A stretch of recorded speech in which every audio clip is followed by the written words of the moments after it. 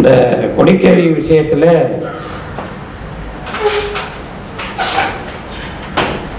பொதுவாக நம்ம செய்கிற எல்லாத்துக்கும் ஒரு குறியீடு. இப்போ கலசம் வைக்கிறது,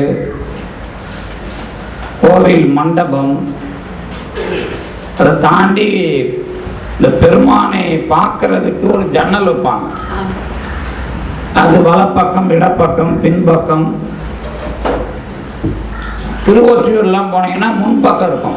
திருவொற்றியூர்லாம் போனீங்கன்னா முன்னாடி பெருமான் முன்னாடி பொதுவாக சிவத்தலங்கள்ல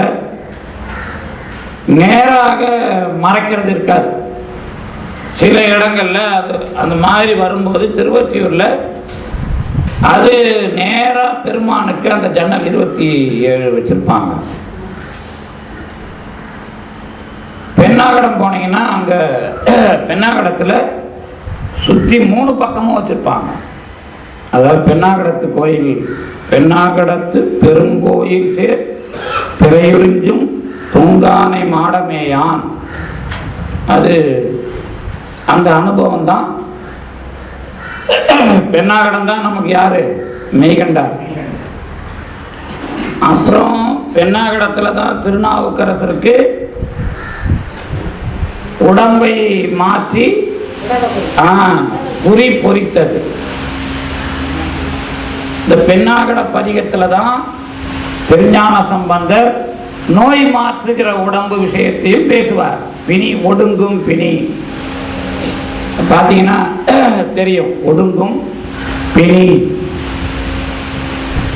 அந்த கோயில் சுத்திட்டு வரும்போது இடது பக்கம், வலது பக்கம், பின்பக்கலாம் இந்த ஜன்னல் வழியாவே பெருமானை பார்க்கலாம். பொதுவா இந்த கருவிகளை அமைக்கிறதுல 5 தொலை வைக்கிறாங்கன்னு வச்சுங்களேன். எடுத்த உடனே ஐம்புலன்னு சொல்லுவோம். அதுக்கு பிறகு எதை சொல்லலாம்? 5ல இந்த பஞ்ச கிளேசத்தை சொல்லணும். அதுக்கு பிறகு எதை சொல்லணும்னா பஞ்ச கஞ்சகத்தை சொல்லணும். அதுக்கு பிறகு எதை சொல்லணும்னா பஞ்ச கோஷம், அன்னமய கோஷம், பிராணமய கோஷம், விஞ்ஞானமய கோஷம் படிச்சிருப்பீங்கல்ல, ஆனந்தமய கோஷம். இந்த கோஷங்களை சொல்லணும். அதுக்கு பிறகு 5 சொல்லணும். அப்படின்னா இறைவனுடைய 5 தொழில் சொல்லணும். ஏன்னா இந்த 5 எதெல்லாம் தெரியுதோ அதுல அந்த இடத்துல எதை அமைச்சிருப்பாங்களோ அதுக்கேற்ற விளக்கம் சொல்லணும். சில கொடி மரம் வச்சாங்கன்னா இந்த மேல 3 பட்டை வைப்பாங்க, சிலர் 5 பட்டை வைப்பாங்க. அப்புறம் மரத்தோட உயரத்துக்கு ஏற்ற மாதிரி அளவு பிரித்து இத்தனை கோடு வளையம் இருக்கணும் வைக்கிறது. இப்போ பார்த்தீங்கன்னா இங்கே ஆகமத்தில் 32 வளையம் இருக்கணும் அப்படிங்கிற மாதிரி வச்சதுக்கு ஒரு 32 முக்கியமான கருவிகள் நாம் சொல்லுவோம். ஆனால் இந்த லிஸ்ட்டு பிரிக்கும் போதே உங்களுக்கு தெரியும், இந்த 36 தத்துவம் நடத்தும் போது என்னென்ன வேறுபாடு உங்களுக்கு தெரிஞ்சிருக்கணும். அப்படின்னா 1, இந்த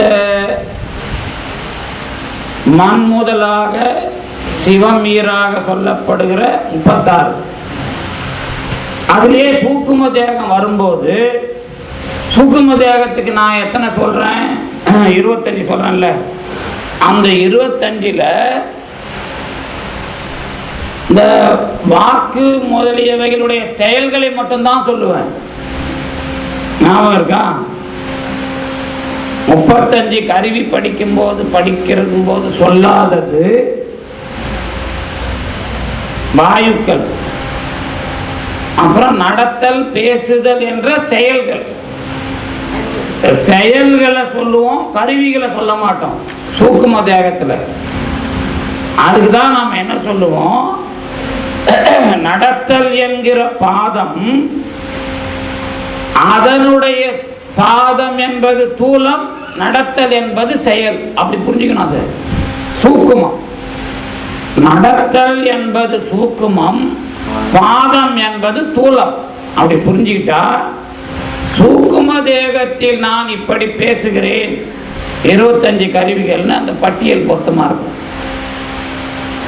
அதே மாதிரி இந்த கொடிமரத்தில் இந்த தத்துவம் தான் சொல்லப்பட்டிருக்கிறது நான் சொல்ல முடியாது.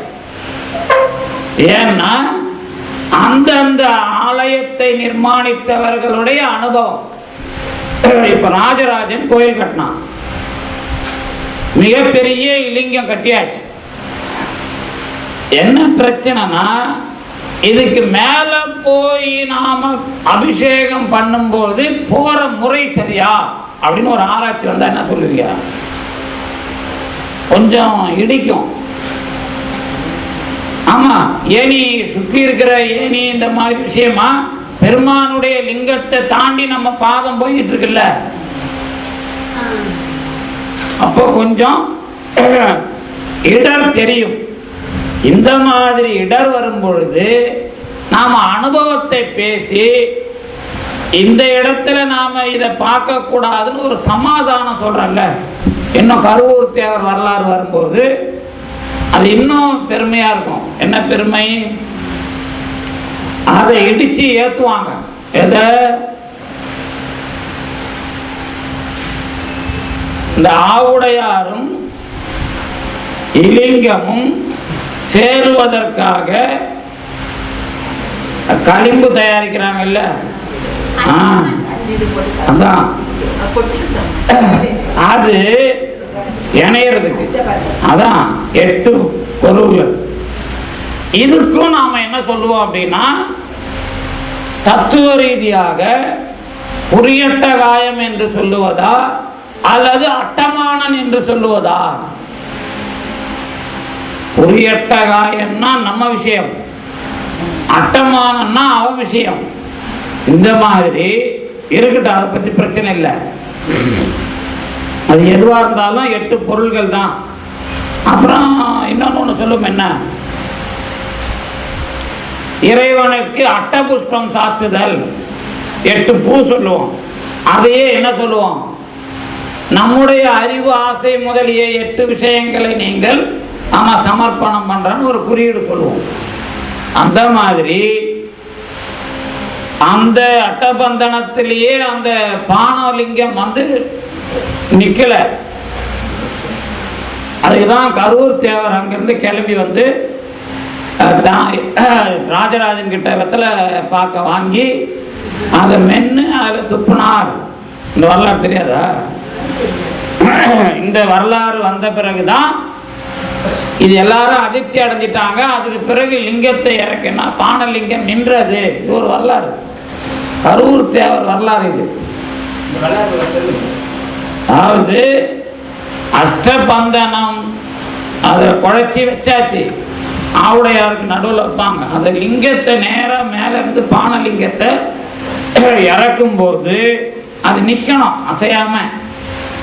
ஆனா அது நிக்கல. அப்பதான் என்ன விஷயம்னா, அதுக்குள்ள கரூர் தேவர் வந்து இது தெரிஞ்சு போகுது அவருக்கு இந்த மாதிரி ஒரு விஷயம். அப்ப அவர் ஈரோடு கரூர்ல இருக்கார். அந்த விஷயம் நடக்க போது வேகமா வந்துடுறார். இந்த மாதிரி கும்பாபிஷேகத்துக்கு வரலன்னு இவங்க காலம் கடத்த முடியாதுன்னு விஷயத்தை ஆரம்பிச்சுட்டாங்க. அப்ப நேரா வந்தவர் ராஜராஜனிடம் வெற்றிலை பாக்கு வாங்கி அதை அரைத்து அதிலே துப்பினார். உடனே மன்னன்லாம் பயந்துறான். இருந்தாலும் இறக்கின பிறகு நின்று விட்டது. இது கரூர் தேவர் என்கிற ஆன்மாவின் ஆத்மலிங்கத்தோடு தொடர்பு பட்ட விஷயமாக மாறுகிறது. சரிதானே? இது உங்களுக்கு கேட்கறதுக்கு நல்லா இருக்காது. ஆனா இந்த மாதிரி காளிதாசன் வரலாறும் இப்படிதான் இருக்கும். அப்போ எந்த பொருள் அனுபவம் எப்படி நடந்தது, இது நீங்க ராஜராஜேஸ்வர வரலாறுல இப்ப சமீபத்தில் இந்த வரலாறுலாம் எழுதிட்டு இருந்தாங்க எல்லா பத்திரிகைகளையும், நீங்க பார்த்துருக்கலாம். அங்க நீங்க இன்னும் இப்ப ஏதாவது போய் இப்ப நெட்ல பாத்தீங்கன்னா அது கண்டிப்பா இப்ப எழுதப்பட்ட பத்திரிகைகள்ல வந்த செய்தி வேற. ஏன்னா அந்த வரலாறு உண்மைதான். கரூர் தேவரை நாம வந்து 11ஆம் திருமுறையில நிறைய அடியவர்களை வைத்து அனுபவிக்கிறோம். என்ன ஒன்று அதை பரவலாக எப்படி அனுபவிக்கிறதுன்னு தெரியல, அவ்வளோதான். ஏன்னா அதில் இந்த திருப்பல்லாண்டு பாடியவர்கள் சேந்தனார் இந்த இவங்க எல்லாம் திருமாளிகை தேவர், இன்னும் திருமாளிகை தேவரும் திருவாவடுதுறை தான் நமக்கு. திருமாளிகை தேவருடைய அந்த முக்தி பெற்ற இடம் திருவாவடுதுறை. அங்க அந்த அந்த கோயில் இருக்கு. அங்க அது இருக்கிறதுனால தான் என்னவோ. அப்புறம் சம்பந்தர் திருவாவடு, நீங்களாம் இப்போ போக போறீங்க. திருவாவடுதுறை வந்து என் அனுபவத்தில் அது உண்மையாகவே துலங்கி கொண்டிருக்கிற விஷயம் அர்த்தம். ஏன் அப்படின்னா, இங்க வேதநாதன் கூட அன்னைக்கு என்கிட்ட சொன்னார், திருமூலர்லாம் பழைய ஆள் இல்லைப்பா, மடத்துல வந்து புதுசா இருந்த ஒரு துறவின்னு எல்லாரும் சொல்லி ஒருத்தவங்க கற்று படிச்சாங்க, அதை நாங்கள் மறுத்துட்டோம். அப்படி அதாவது எல்லாருமே அதை மறுத்துட்டாங்க, எந்த ஆதாரமும் இல்லை அப்படின்னு ஒரு பிரச்சனை வந்ததை பற்றி குறிப்பிட்டார். ஆனால் திருமூலர் என்கிற தமிழ் இங்கே மணக்கிறது என்று முதலில் சொன்னவர் திருஞான சம்பந்தர். திருவாவடுதுறைக்கு போகும்போது சொன்னார்னு சேக்கிழார் பதிவு பண்றார். ஒண்ணு, திருவாவடுதுறையில தான் இதுவோ எமை ஆளும் ஆறு ஈவது ஒன்று எமக்கு இல்லையே அதுவோ உனது இன்னருள் ஆவடுதுறை அரண். ஆமா, ஆவடுதுறைனா என்ன அப்படின்னா, ஆடு துறை. ஆமா, அங்கதான் திருமூலர் இருந்து நந்தி அனுபவம் பேசுகிறார். ஆமா, சாத்தனூர் அனுபவம், அந்த மூலன் உடம்பு அனுபவம் விஷயம் ஒண்ணு. ஆவடுதுறையில தான் அவர் வந்து 3000 ஆண்டுகள் இருந்து தம்மை செய்தார் அப்படிங்கிற வரலாறு. திருமூலருக்கான சமாதியை அங்கதான் நீங்க போனா பார்க்கலாம். திருவாவடுதுறையில் உங்களுக்கு எல்லாமே கிடைக்கிற ஒரு இடம் அது. திருமாளிகை தேவருங்கிற திருமுறை, திருமூலர் என்கிற ஒரு அனுபவம், இதை தாண்டி சிவஞான முனிவர், வேலப்ப தேசிகர், இந்த ஒரு ஞான களஞ்சியமாவே அங்க இருக்கும். திருவாவடுதுறைக்கு தான் இப்ப இவங்க எல்லாம் பட்டம் வாங்க போறாங்க. மதுரை இல்ல, மாயவரம் பக்கம். மாயவரம், கும்பகோணத்துக்கும் மாயவரத்துக்கும் நடுவில் இந்த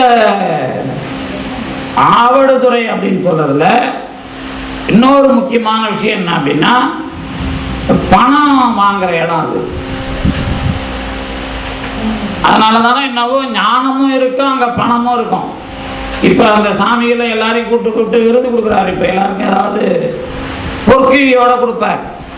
அப்ப அந்த காலத்துல இருந்ததனுடைய அருள் வரலாறு இப்பொழுதும் அங்கே துலங்கி கொண்டிருக்கிறது. அதை போனீங்கன்னா அனுபவிக்கலாம், அதுல ஒன்றும் பிரச்சனை இல்லை.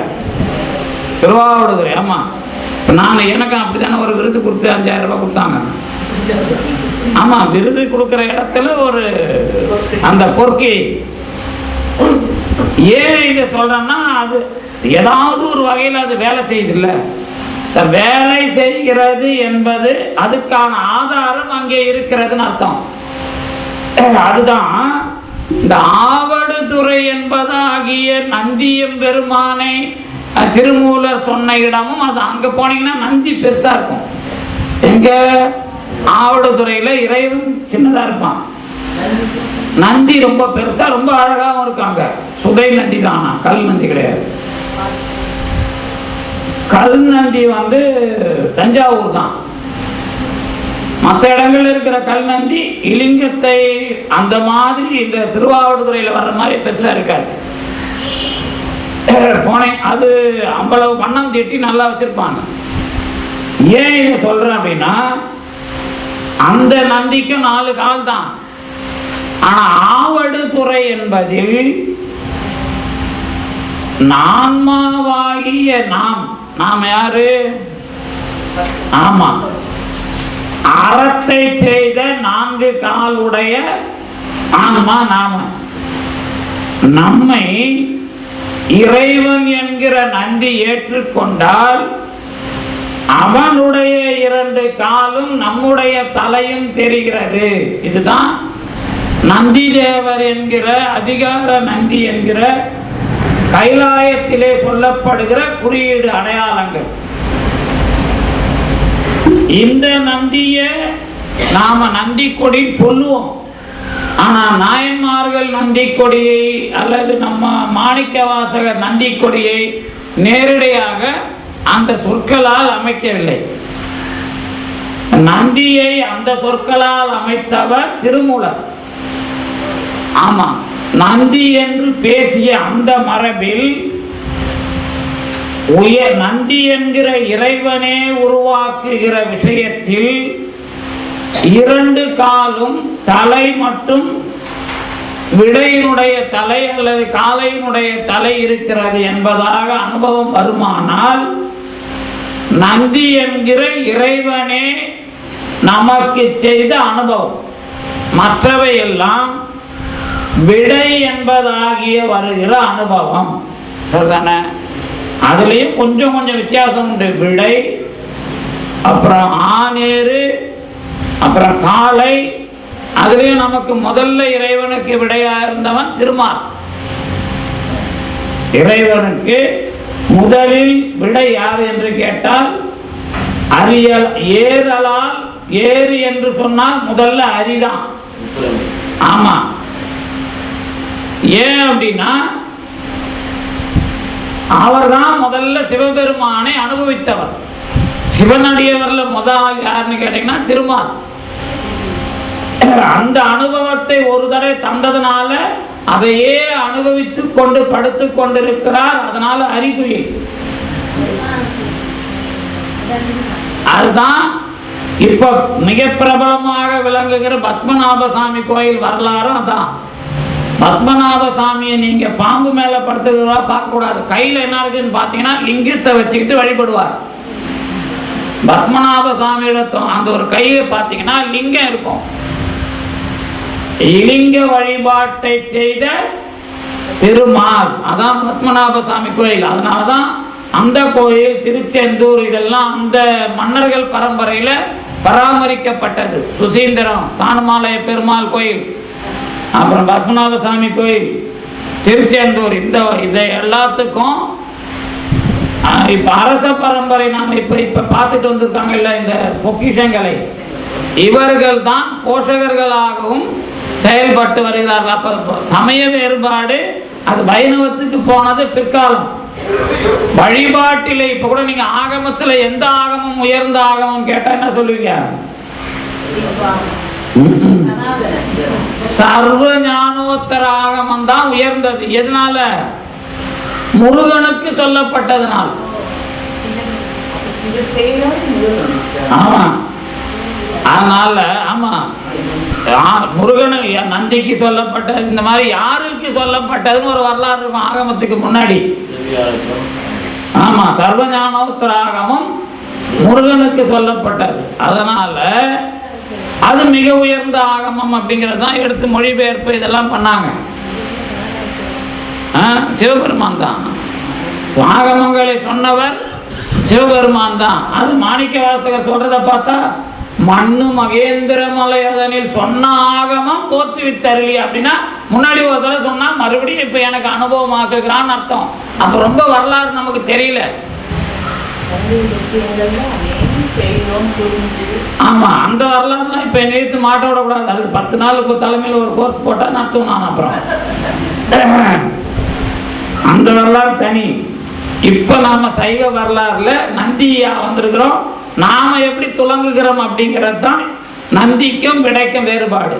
இந்த நந்தி விடையில முக்கியமான குறிப்பு, தொல்காப்பியத்திலேயும் இதே பெயரில் ஆன்மாவை சிந்தித்திருக்கிறார்கள் அப்படிங்கிறது தான். இந்த ஆவினானும் பகட்டினானும் சொன்னல, அது இந்த மாடுகளை அடையாளப்படுத்தி உயர்ந்த ஆன்மாவை பற்றி பேசியிருக்கிறார்கள். மாடுகளை அடையாளப்படுத்தி உயர்ந்த ஆன்மாக்களை பற்றி பேசுவது என்ன என்றால், நீ தன்னளவில் உயர்ந்து அடுத்தவனுக்கு பயன்படுவது என்பது வாழ்க்கை, பசு வாழ்க்கை. அதே ஆன்மா சமுதாயத்தில் செயல்பட்டு உயர்ந்து வழங்குவது பகட்டு வாழ்க்கை, அது சேர்க்கை உறவு, இது தன்னளவில். அப்ப சான்றோர் என்பவர்கள் இரண்டு வகைகளிலும் விளங்குகிறார்கள். இவர்களை சான்றோர் என்ன சொல்காப்பியத்துக்கு பிறகு சிவபரம்பொருள் அனுபவம் வருகிற பொழுது அந்த ஆன்மாதான் கடவுளை விளங்க வைத்த ஆன்மா என்றால் எப்படி அதனுடைய விடை என்பதாகவும் காலை என்பதாகவும் அதுவே விளங்குகிறதோ அதே போல இறைவன் விளங்க வைத்தால் நந்தி, ஆன்மாவே சேர்ந்து வளர்ந்து பிறந்து அது விளங்குகிற காலத்தில் விடை ஏறு காலை இவையெல்லாம் முடிஞ்சுதா? நீங்க பசுமாட்டை ஏர் ஓடுறதுக்கு பயன்படுத்துவாங்களான்னு கேட்டா சில இடத்துல பயன்படுத்தி இருக்கிறாங்க. அதெல்லாம் ஒன்றும் இல்லாம இல்லை. வடநாட்டில் சில இடங்கள்ல அந்த வேறுபாடு இல்லாம பயன்படுத்துறாங்க. இங்கேயும் நமக்கு சிலர் அது இலைமறை காய்மறையாக பயன்படுத்துகிறார்கள். அது மாட்டேன்னு சொல்லல, ஆனா அதோட பயன்பாட்டை நாம் எப்படி பெற வேண்டும் என்று வகை தெரிந்திருக்கிறோம், அவ்வளவுதான். அதை வகை தெரிந்து பயன்படுத்துவது என்பதுதான் இந்த சான்றோனாக தன்னை விளங்க வைக்கிற வாழ்க்கை. முடிஞ்சதா? இதுவரைக்கும் கொடி வரலாற்றுக்கு ஆன்மாதான் மூல காரணம் என்பது அடிப்படை. அப்ப ஆன்மா தன்னுடைய பிறவிகளில் அற வாழ்க்கை வாழுமானால் அது பொருள், இன்பம், வீடு என்ற 4 கால்களையும் இறைவனை நோக்கி நிறுத்துமானால் 4 கால்களை உடைய ஆன்மாவிலே இறைவன் தங்கி உலகத்திற்கு காட்சி தருகிறான். இந்த ஆன்மாவிலே நான் தங்கி இருக்கிறேன். அதுதான் நந்தி கொம்புக்கு நடுவிலே வருகிற பிரதோஷம்.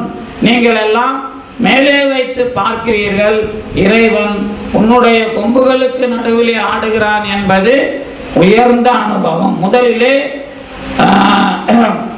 அந்த மாட்டின் முதுகிலே இருக்கிற இறைவன் பிறகு அடிமுடி அனுபவத்தை தந்து கொம்புகளுக்கு நடுவிலே தருகிறார். இதுதான் தற்பறையில் அழுந்தாத கொம்புகளுக்கு நடுவிலே இருக்கிற அனுபவம்.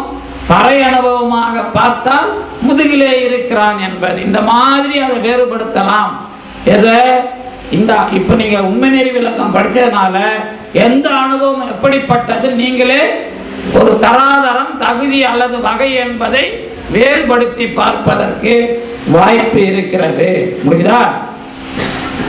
இப்ப இந்த நந்தி என்பது அறம்பொருள் இன்பம் வீட்டை இறைவன் மூலமாக பெறுகிற விஷயமாக இருந்தால் விடை ஏறு காலை. இதே விஷயம் நந்தி என்ற பரம்பொருளே இருந்து இந்த ஆன்மாவை விளங்க வைத்தது என்று சொன்னால் அங்கே 2 காலுடைய நந்தி என்பதாக வரலாறு சற்று கொஞ்சம் வேறுபட்டதாக இருக்கிறது. இப்ப நந்தி வரலாறு, கொடி வரலாறுலாம் முடிஞ்சிருச்சு. இதுக்கு நடுவுல இந்த துவஜஸ்தம்பம் அமைக்கிற முறை, இன்னும் கோயில்கள் அமைக்கிற முறை. இப்ப கோயில் அமைப்பே உடம்பை போல அமைப்பாங்க. 5 பிரகாரம் இருந்தா 5 கோஷம், 3 இருந்தா 3 கோஷம், அந்த மாதிரி சொல்லுவாங்க. அப்புறம் மனோலயம் வரும்போதுதான் பெருமான் அந்த அர்த்த மண்டபம் சொல்லுவாங்க. அதுக்கப்புறம் உள்நாடி, இது ஆன்மான்னு சொல்றது. இந்த விஷயம் எல்லாம் அந்த அமைக்கிற கோயிலை எந்த அளவிற்கு அமைத்தார்களோ அதை வச்சு சத்தம் சொல்றது. அதே கோயில்ல இந்த அமைப்பை வச்சிட்டு அதே விஷயத்தை கொடிமரத்தில் வைக்கிறார்களா அல்லது வேறு விஷயத்தை வைக்கிறார்களான்னு நீங்க கேட்கணும். நாம ஒரு விளக்கம் சொல்றது வேற. ஆனா அந்த கோவிலில் நீ துவஜஸ்தம்பம் அமைத்தால், இத்தனை அமைத்தால் இப்படிப்பட்ட பொருள் என்று ஆகமத்துல வரும். ஆனா கோயில் அமைப்பை வச்சுட்டு அதே கோயில் அமைப்புல துவஜஸ்தம்பம் இருக்கணுமா? ஏன்னா துவஜஸ்தம்பம் என்பது தொடக்க நாளும் இறுதி நாளுமாக விழாவாக வருவது. சரிதானே?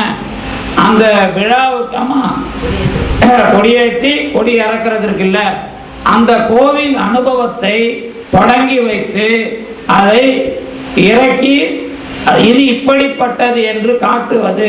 ஆனா ஏறின கொடி இறங்காது. நம்ம கிட்ட ஆன்மாவில் ஏறின கொடி இறங்காது. இன்னும் இந்த யோக மரபு சித்த மரபுல இருக்கிறவங்க கிட்ட போனீங்கன்னா கொடினா என்ன சொல்றாங்க அப்படின்னா, நம்ம உள்நாக்கு இருக்குல்ல அதை கொடின்னு சொல்லி அதை மடக்கி பிடிச்சா உங்களுக்கு மூலாதாரத்தில் குண்டலினி எழும், அதுதான் கொடியேறது அப்படின்னு அவங்க ஒரு மரபு பேசுறாங்க. ஆனா அந்த கொடியேறதை பத்தி நாங்க தப்பு சொல்ல.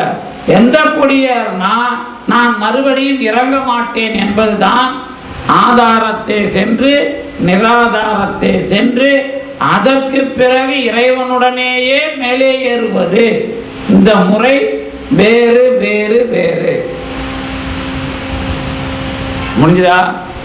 இப்போ நாம் என்ன பண்றோம், இந்த பாட்டுக்கான பொருளை முறையா படிச்சுட்டா மதியம் நமக்கு என்னென்ன சிக்கல் இருக்குதோ அதை முடிச்சுட்டு எல்லாத்தையும் தொகுத்து சித்தாந்தமா நாம பார்க்க வேண்டிய வாய்ப்பு இருக்கிறது. அதனால இப்போதைக்கு பாட்டை நாம பார்க்கலாம்.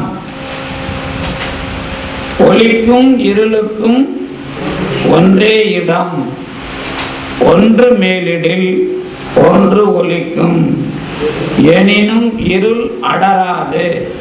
இப்ப அதுல இடம் நமக்கு முக்கியம். இந்த இடமாக இருப்பது எது அப்படிங்கிறதுக்கு ஒரு தெளிவு வேண்டும். இருள் ஆன்மா அப்படிங்கிறதுல பிரச்சனை இல்லை. இருளும் ஒளியும் இதுதான் விஷயம். இதுவரைக்கும் நாம படிக்கும்போது நிறைய படிச்சிருக்கிறோம். சூரியன் வந்தால் இருள் போகும், இதெல்லாம் நிறைய படிச்சிருக்கிறோம்.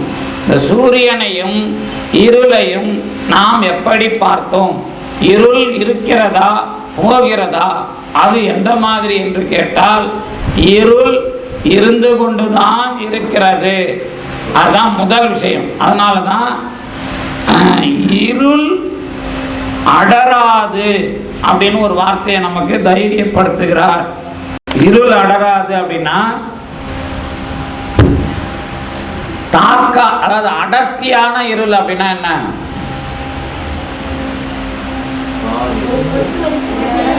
ஒரு சொட்டு வெளிச்சமும் இல்லாதது அடர்த்தி. இந்த அடர்த்திக்கு இது ஒரு விளக்கம். இப்பதான் நம்ம ஆணவத்தை பத்தி நிறைய படிச்சிருக்கிறோமே. தன்னையும் காட்டாது பொருளையும் காட்டாது. இப்ப இந்த ரூம்ல பொருள் நல்லா அடர்த்தியா இருட்டு நல்லா பார்த்துருக்குறோம். திடீர்னு நல்ல இருட்டு வந்தா நாம இருட்டை பார்க்குறோம், ஒரே கருப்பு மட்டும் தெரிகிறது. அப்ப வேற எதெல்லாம் தெரியும்? இந்த விஷயத்த என்னுடைய ஞாபகத்தை எல்லாம் தெரியுமா? தன்னை காட்டும், அதான் தெரியுமே. இப்போ இங்க வாசல்ல நிக்க விட்டுட்டா நல்ல இருட்டுல அங்க இவங்களை வாசல்ல விட்டா இங்க சேர்ல எப்படி உட்காருவாங்க? தடை வராங்க இல்ல. அதுக்கு என்ன அர்த்தம் அப்படின்னா, பழக்கம் ஏற்கனவே இருந்ததனால் சேர் இருக்குதுன்னு தெரியும். அப்ப இருள் அடர்ந்துக்குதா இல்லையா? இருள் அடர்ந்துதான் இருக்கு. ஆனா எனக்கு கொஞ்சம் ஒளி இருக்கிறது, அதனால இருள் அடராது. அதுக்குதான் நாங்க எப்படி போடுவோம்னா, இருட்டே இருக்கிற ஒரு அறையில கொண்டு போய் இதுவரைக்கும் பழக்கப்படாத ஒரு அறையில நிக்க விட்டா அவன் இருட்டை நோக்கி எப்படி அசைவான்னு கேட்டா அசையவே மாட்டான். ஏன்னா பக்கத்துல ஒரு பெரிய பள்ளம் இருந்தா இல்ல கீழே பாம்பு இருந்தா கழிச்சிடும். அப்போ இந்த மாதிரி அனுபவிக்கிறதுக்கு பேர் இருட்டு. அதுலயும் ஒருத்தர் சொன்னார், அங்க நிக்கிறான்ல, அந்த நிக்கிற தரை ஞாபகத்துக்கு வருதா இல்லையா அப்படின்னு. ஏன்னா அந்த நிக்கிற இடத்த விட்டு நகரக்கூடாது அப்படிங்கிற மாதிரி ஒரு விஷயம் இருக்குல்ல. அப்போ இருள் அடராதுன்னு சொன்னா எந்த மாதிரி அடராது அப்படிங்கிறது தான் இதுக்கான அந்த ஆராய்ச்சி. என்ன ஆராய்ச்சின்னா, முதலிலே நான் இருக்கிறேன் என்று தரையிலே நிற்கிற ஆன்மா இருட்டிலே பார்க்கிறது, ஆனால் இருட்டு தெரிகிறது, அசைய முடியவில்லை, ஆனால் நான் இருக்கிறேன் என்பதாக சொல்லுகிறது என்று சொன்னால் அதனுடைய அனுபவம் என்ன அனுபவம்? இந்த ஏற்கனவே படிச்சீங்களா ஒரு லிஸ்ட், அதுல எந்த இடம்?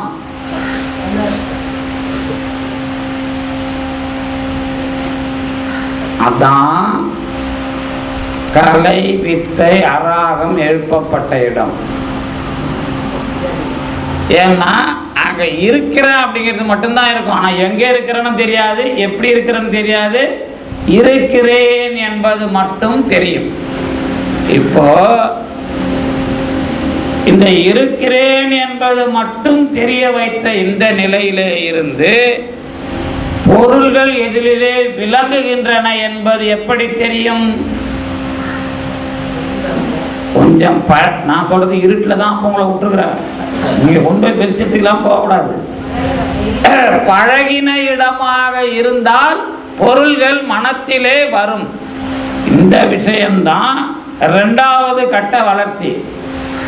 மூன்றாவது கட்ட வளர்ச்சி வெளிச்சம் வந்த உடனே என்ன பார்ப்போம்?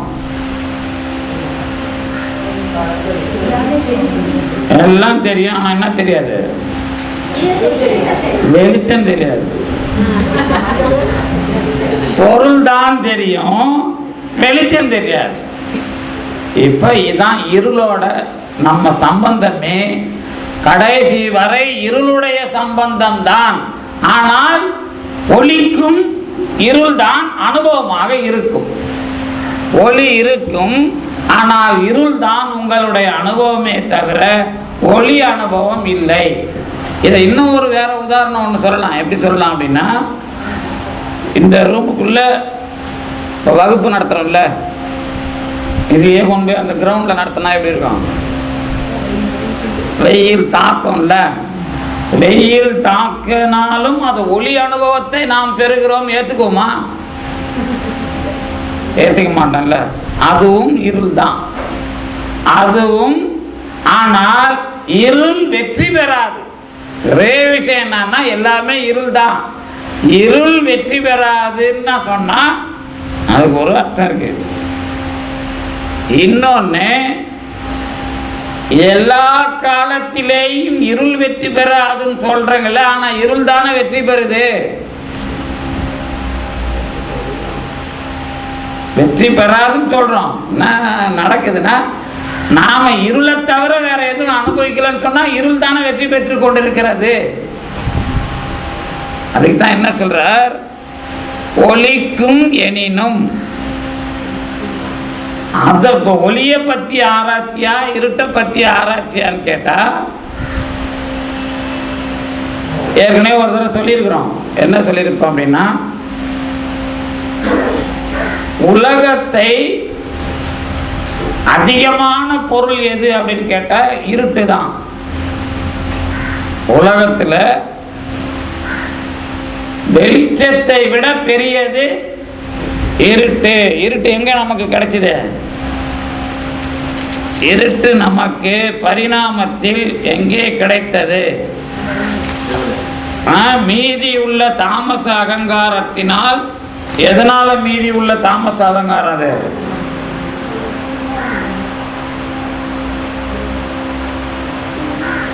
குணப்பகுதிக்கு பிறகு வந்த கலக்க கலக்குண்டப்பா மனமும் வந்த பிறகு அந்த இடத்தில், அதாவது தாமச அகங்காரத்தினுடைய விஷயமாக நமக்கு பரிணாமப்பட்டது இருள். மனம், புத்தி, அதாவது மெய்வாய் கண்மூக்கு செவிக்கு உரிய சுவை, அதாவது மெய்வாய் கண்மூக்கு உரிய சுவை ஒளி ஊறு ஓசை நாற்றம். அங்க மெய்வாய் கண்மூக்கு செவி தான் படிப்போம். இந்த பரிணாம முறையில் இன்னொன்னுத்தையும் நீங்க ஞாபகம் வச்சுக்கணும். என்ன ஞாபகம் வச்சுக்கணும் அப்படின்னா, இது எல்லாத்தையுமே சூக்குமமா தான் சொல்லுவாங்க. ஆமா, இந்த கரு வந்த பிறகுதான் நாம அதை தூலமா பார்க்கிறோம். அதுக்கு முன்னாடி எல்லாத்தையும் கொஞ்சம் சூக்குமமா தான் சொல்லுவாங்க. இந்த சூக்குமத்தில் சூக்குமம், சூக்கும தூலம் அப்படிங்கிறதுல ஒரு வேறுபாடு உண்டு. என்ன அப்படின்னா, சூக்குமம் என்று சொன்னால் இப்போ மனம், புத்தி, மெய்வாய், கண், மூக்கு, செவி பரிணாமத்தில் சூக்குமமாக வரும், இங்கே தூலமாக வரும்.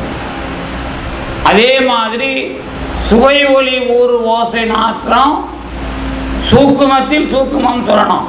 அதிலிருந்து ஐம்பூதம் வரும்போது சூக்குமமாக அதில் உலகத்தில் நிலம், நீர், தீ, வழி தூலமாக தெரியும். சரிதானே? அந்த சூக்குமத்திலிருந்து தூலமாக வரும்னு பூதத்தை பற்றி படிப்போம்.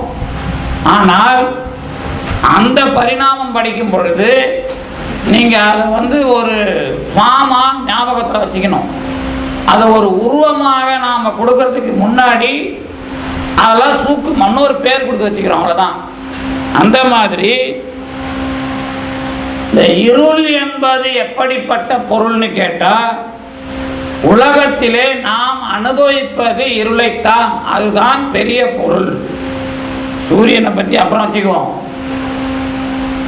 சூரியன் வந்த பிறகு இருள் போய் மறுபடியும் வருகிறதா?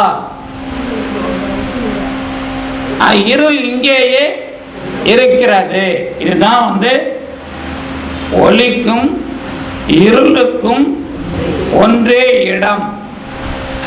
இதுக்கப்புறம் அவர் பேசும்போது அடுத்த பாட்டில் இருளாம் வெளியேது இரவு ஏதுன்னு பேசுவார். அடுத்த பாட்டு இது. ஏன் அதை இருளை புரிஞ்சுக்கிறதுக்காக இங்கே சொல்றேன்னா, இருளாம் வெளியேது இரவு ஏது.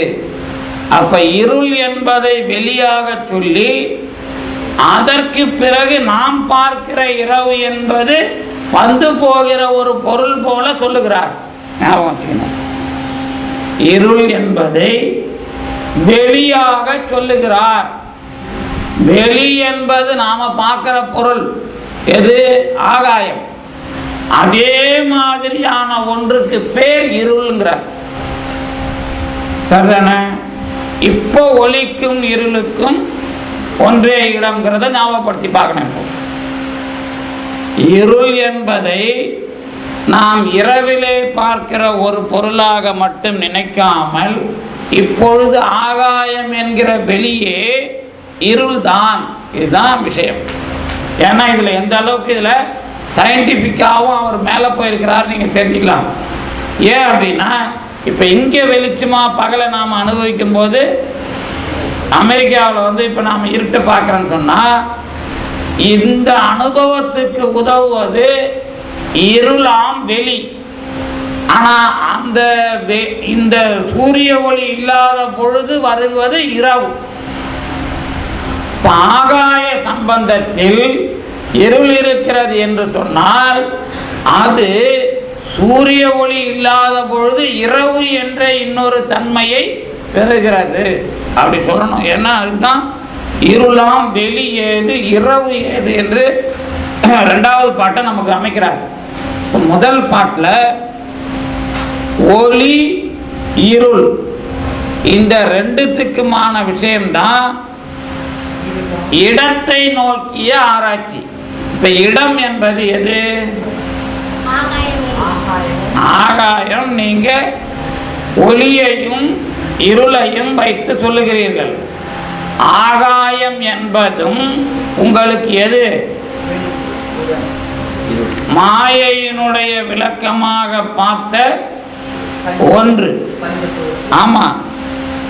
வெளி என்பதாக சொன்னால் வியாபகம் என்ற ஒன்றாக இப்பொழுது உங்களுக்கு ஞாபகம் வர வேண்டும். அது ஆகாயம் மட்டும் இல்லை. வெளி என்று சொன்னால் வியாபகம். வியாபகம்னா என்ன அர்த்தம் எழுதுவீங்க? அதுக்கு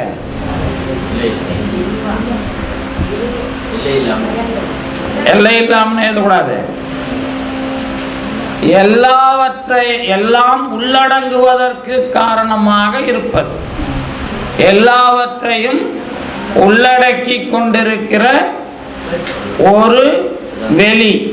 அப்ப எல்லாம் உள்ளடங்கி இருக்கிற ஒரு நிலைக்கு வெளிக்கு பெயர் தான் வியாபகம். அந்த மாதிரி ஒரு தன்மையாக அதை கண்டால் இந்த ஆகாயம் முதலிய பூதங்கள் என்பதை நாம் ஒரு உதாரணத்திற்குத்தான் வெளி என்று சொல்லுகிறோம். ஏன்னா அது எது? மாயையினுடைய பரிணாமம். நம்ம கருவியை போல அது ஒரு பரிணாமம். அந்த ஆகாயத்தை இங்கே எடுத்துக்கொண்டு நீங்கள் இணைக்கக்கூடாது.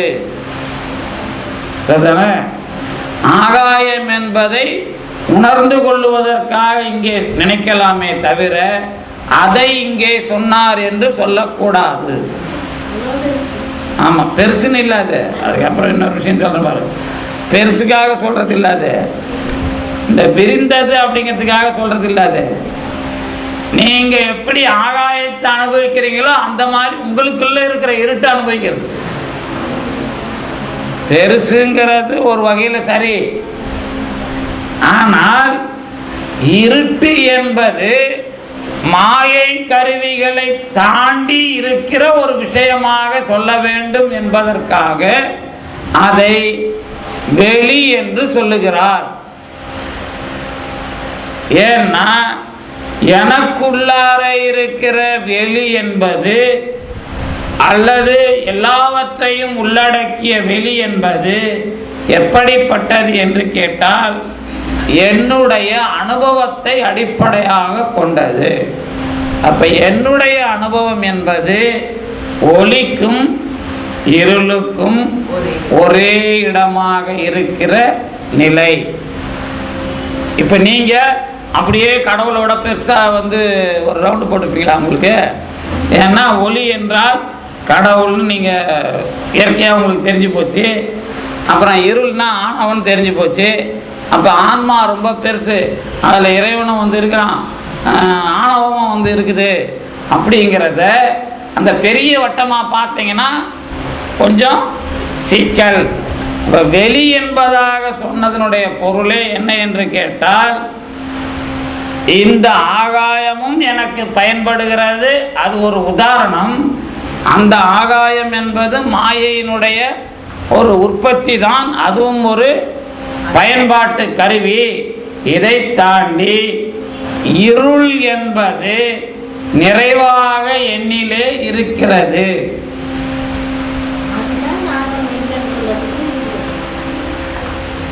நீங்களும் இவங்களும் இந்த கேப்ல உட்கார்ந்து இருக்கிறதுக்கு பேர் ஒரு இருட்டு. அவங்களும் அவங்க பின்னாடி அவங்க உட்கார்ந்து இருக்கிறதுக்கு பேர் ஒரு இருட்டு. இந்த மாதிரி தான் வழி வைக்கணும், இந்த மாதிரி தான் வெளியே போகணும், இந்த மாதிரி இப்போ வர்றவர் பார்த்துட்டு இன்னார் பக்கத்தில் உட்காரக்கூடாது, இன்னார் பக்கத்தில் உட்காரணும், இங்கே ஒரு 4 சேரை காலி விடணும், இந்த மாதிரி இருக்கிற விஷயம்லாம் நாம் முடிவு பண்ணுறது மட்டும் இல்லை. அங்கே ஒரு இருட்டு இருக்கிறது, அது நமக்கு தெரியாது. அது எங்கே உங்களுக்கு தெரிஞ்சுக்கலாம்னா, கம்ப்யூட்டருக்கு முன்னாடி போயிட்டு 2 எழுத்து பிரிஞ்சு போயிருந்தா அதுக்கு நடுவில் இருக்கிற கருப்பு எடுத்தாதான் 2 ஒட்டும். எல்லா வகையிலும் இருக்கிற இருட்டு அந்த பிளாக் எடுக்கிறது, அந்த நீங்கள் பார்த்தீங்கன்னா கேப் எடுக்கும்போது அது பிளாக் வரும். அது ஒரு உதாரணத்துக்கு தான் நான் சொல்கிறேன். அந்த மாதிரி இந்த வேற்றுமைகளுக்கு நடுவிலே இருப்பது இருட்டு. இந்த எனக்கும் இந்த பிறவிக்குமான வேறுபாடு ஒரு இருட்டு, எனக்கும் உங்களுக்கும் இடையில் இருப்பது ஒரு இருட்டு. இந்த இருட்டை இன்னும் தெளிவாக சொல்ல போனால், இப்பொழுது நான் இங்கே இந்த வெளிச்சம் இல்லை என்று லைட் போடலாம். இந்த லைட்டை கொண்டு போய் ரோட்டில் போட்டால் எப்படி இருக்கும்? எப்படி இருக்கும்? வெளிச்சம் தெரியாதா? அதிலே அது கலந்து விடுகிறது. அப்ப லைட் எரியுதுங்கிறது மட்டும் தெரியும். அப்போ நம்முடைய விஷயம் என்ன என்று கேட்டால், ஒளிக்கும் இருளுக்கும் என்ன வேறுபாடு என்றால், இறைவன் என்ற லைட் எரியுதுங்கிற மாதிரி காட்டுறீங்களா, எரியலுங்கிற மாதிரி காட்டுறீங்களா, இல்லை சூரியனை மாதிரி வெளிச்சமா காட்டுறீங்களாங்கிறது தான் வேலை. இதுதான் ஒளிக்கும் இருளுக்கும் ஒன்றே இடம். இருள் இருக்கிறது, விளக்கை ஏற்றினால் அது இருளை தாண்டி எனக்கு வெளி. இப்போ நீங்கள் ஒரு இருட்டாக இருக்குது, ஒரு மெழுகுவர்த்தியை வந்து அவங்க கையில் கொடுத்துட்டு நிற்க விட்டா என்ன தெரியும்? அவங்க மூஞ்சி தான் தெரியும். அது பொருள் தெரியணும்னா இன்னும் கொஞ்சம் பெரிய விளக்கு பிடிக்கணும், சரிதானே? அப்போ பெரிய விளக்கு பிடிச்சா அந்த விளக்கு என்னத்தை காட்டுது அப்படின்னு கேட்டீங்கன்னா இருளை வெற்றி கொள்ளவில்லை. இது எல்லாமே இருளை வெற்றி கொள்ளுவதற்கான படிநிலைகளில் வேலை செய்கிறது. ஆனால் இது எல்லாமே எதிலே அடங்கும் என்றால் ஒளி என்பதிலே அடங்கும். இது இந்த ப்ராசஸ். இருட்டு என்பது எது என்று கேட்டால் அது எல்லா வகையிலும் தன்னை ஒரு வகையில் விளங்க வைக்கிறது, இந்த ப்ராசஸ். இப்போ ஒளிக்கும் இருட்டுக்கு நடக்கிற சண்டை எங்க அப்படின்னு கேட்டீங்கன்னா நாம தான் அதுக்கு இடம். இப்போ ஒளியை, அதாவது அவர் ரொம்ப அழகா சொன்னார், ஒளிக்கும், அதாவது மேல் ஒன்று மேலிடில் ஒன்று ஒளிக்கும் எனினும் இருள் அடராது. ஏன் அப்படி சொன்னார்னா எல்லா இதுக்கும் அந்த தன்மை இருக்கிறது, ஒளிக்கும் அந்த தன்மை இருக்கிறது. ஒளி வகையில் நீங்கள் எதை கற்றுக்கொள்ளுகிறீர்கள், இருள் வகையில் எதை கற்றுக்கொள்ளுகிறீர்கள், அதான் இருள் அடராது. ஒளி வகையில் நான் ஏற்றுகிற ஒளி எல்லாமே அதில் அடங்கி விடுகிறது. ஆனால் இருள் என்பது நான் ஏற்ற ஏற்ற ஏற்ற அதை அது அடங்குகிறதே ஒழிய இது எல்லாம் அதில் போய் ஒடுங்குகிறது என்பது போல இல்லை. இதுக்கு பேர் தான் அடராது. அதாவது ஒளி அனுபவத்தையும் இருள் அனுபவத்தையும் பிரித்து பார்த்தாதான் அடராது என்பது புரியும். ஏன் அந்த ஒரு வார்த்தை அடராதுன்னு போட்டார் அப்படின்னு கேட்டீங்கன்னா அதுக்கு அதான் வரலாறு. ஒளியை நீங்க எப்படி வெற்றி, இருளை எப்படி வெற்றி கொள்ளுகிறீர்கள், ஒளியை எப்படி பெறுகிறீர்கள். வெளிச்சத்திலே கொண்டு போய் வைத்தால் அந்த விளக்கானது தன்னை காட்டுகிறது, சரிதானே? இப்போ இது ஆன்மாவினுடைய ஒளின்னு வச்சுக்கோமே. இறைவன் என்கிற ஒளி ஏற்றுவதாக ஆகாது. நீங்க ஏத்துற ஒளியே சூரிய ஒளியா மாறிடாது இல்ல. ஆனா நீங்க ஏத்துற ஒளியெல்லாம் இருள அடக்குது இல்ல. நீங்க அந்த மாதிரி ஒளியையும் இருட்டையும் முதல்ல வேறுபடுத்தணும். நீங்க ஒரு ஒளியா இருட்டா? சரி வச்சுக்கோ, நீங்க ஒளிதான். இப்போ இறைவன் சூரியன் முடிஞ்சு போச்சா? இருட்டானது ஆணவம். இது நேரா உங்களுக்கு சொல்லிடுறது. நீங்கள் பிரகாசமாக ஆக சூரியனாக ஆவீர்களா? அதான் ஏத்திர விளக்கு. இந்த ஏத்திர விளக்கு தன்னை அடையாளம் காட்டுகிற மாதிரி அதுல போய் நிற்கும், சரிதானே? சூரிய ஒளியில இந்த பக்கம் இருட்டை பத்தின ஆராய்ச்சி. இது அப்படியே மறந்துட்டு இப்ப இருட்டு பக்கம் வரணும். இருட்டு பக்கம் வந்தா நான் இங்கே இருக்கிற இருட்டு வேறு, அங்கே இருக்கிற இருட்டு வேறு. சரி, இருட்டிலே ஏற்றுகிற வெளிச்சம் என்பது இருளானது வெளிச்சத்தை தாக்குகிறதா என்று கேட்டால் வெளிச்சத்தை தாக்கவில்லை என்றுதான் சொல்லுகிறேமே ஒழிய இருளை நீக்குகிறோம் என்று சொல்ல முடியாது. அது நம்மை காட்டுகிறது என்றும் சொல்ல முடியாது. இந்த அடராதுங்கிறத சொல்ற சொல்லு ஒரு மாதிரி இருக்கும். இவ்வளவு நேரம் ஒரு உதாரணம் சொன்னல, என்ன சொன்னோம் அப்படின்னா, வெளிச்சம் என்பது உங்களை ஏற்றிக்கொள்வது, நீங்கள் பொருளை பார்ப்பது. இருட்டு என்பதை நீங்கள் கைக்குள் கொண்டு வருகிறீர்களா? முடியாது. ஆனா இருட்டு என்பதனுடைய தன்மை நாம் இறைவனை போன்ற தன்மையில் அதை பயன் கொள்ள முடியாமல் இருக்கிறோமா இல்லையா? இருட்டு இருக்குதுல்ல, இருட்டு முதல்ல எனக்கு என்ன பண்ணுச்சுன்னா பொருளை காட்டவில்லை. நான் பொருளை காட்டவும் இல்லை, என்னையும் காட்டல. இருட்டோட வேலை என்ன? ஒன்றுமே காட்டாதுன்னு ஒரு விஷயம் சொல்லிட்டேன்ல. இருட்டோட தன்மை என்ன? வெளியாக இருக்கிறது. இருட்டோட தன்மை வெளியாக இருப்பது. அது எல்லா காலத்திலேயும் உன்னை அழிக்குமா அல்லது அது இருந்து கொண்டிருக்கிறது என்பதனால் நீ எப்படிப்பட்டவனாக இருப்பாய், அது உன்னை எந்த மாதிரி செய்தது, இந்த மாதிரி கேள்வி எல்லாம் கேட்டு கடைசி வரை உன்னை ஆணவம் துன்புறுத்தும் இது மாதிரி எல்லாம் சொல்லுகிறார்களே, இது உண்மையா என்கிற ஆராய்ச்சி தான் இந்த கொடிக்கவியில ஆணவத்தை எளிமையாக அகற்றுகிற அல்லது அந்த பொருளை பற்றி நீ கவலைப்பட வேண்டாம் என்று சொல்லுகிற உறுதி. ஏனென்றால் அது இருந்து கொண்டுதான் இருக்கிறது. அதே சமயத்தில் நீ ஒளியை நோக்கிய அனுபவத்தில் அது உன்னை அடராமல் இருக்கிறது, உன்னை அடராமல் இருக்கிறது. அடராமல் இருக்கிறது என்று சொன்னால் இல்லை என்று அர்த்தம் இல்லை, அடராமல் இருக்கிறது என்பதுதான் அதற்கான பொருள். அந்த ஆணவம்னு நீங்க பார்க்காம இருள்னு பார்த்தா, இருள் என்பது வேறு, இரவு என்பது வேறு. இருள் என்பது இப்பொழுது வெளியாகவே இருக்கிறது.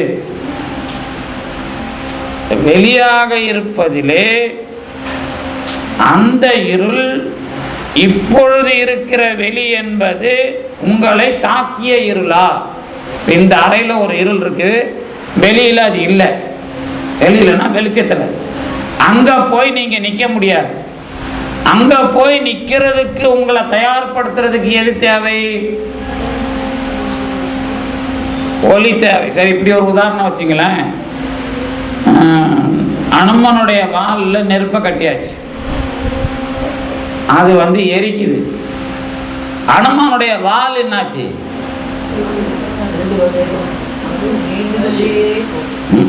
எரியும் போது நான் கேட்கிறேன்,